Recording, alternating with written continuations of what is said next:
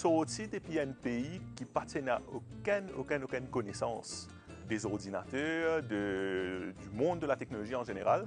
Et aujourd'hui, nous venons d'un pays qui est très en avance. Tout les indicateurs internationaux place nous premiers dans la région, que ce soit en termes d'utilisation de la technologie dans les entreprises, que ce soit l'utilisation de la technologie à la maison. Et bien maintenant, aujourd'hui, ça représente plusieurs industries, mais une de l'industrie les plus importantes, c'est l'industrie de la technologie, de l'information. Les entreprises, par exemple, étrangères qui viennent implanter à Maurice pour cette bonne activité, c'est énorme. Ils emploient presque 25 000 personnes aujourd'hui.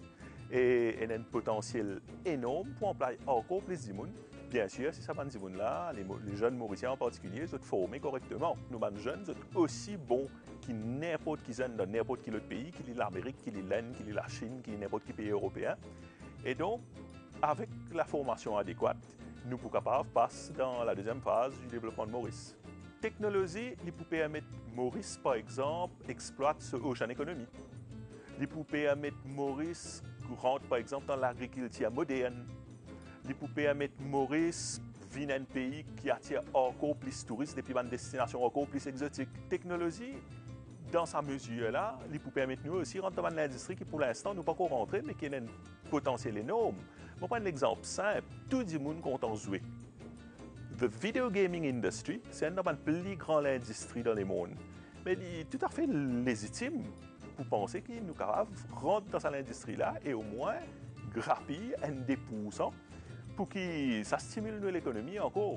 Nous devons penser grand, nous devons penser en termes de l'innovation, bien sûr. L'innovation, c'est tout simplement faire des affaires que nous ne pouvons pas faire la veille. Pour créer une culture d'innovation dans Maurice, ça commence par inspirer Banzen à aller beaucoup plus loin que les parents, par exemple.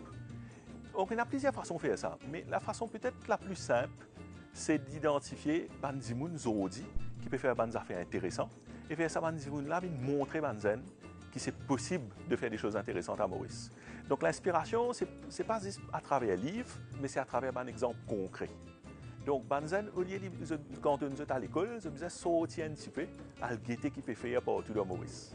Pour que les gens soient capables de travailler ensemble, même si ils viennent depuis des domaines différents, ça peut nécessiter quand même qu'ils fassent confiance.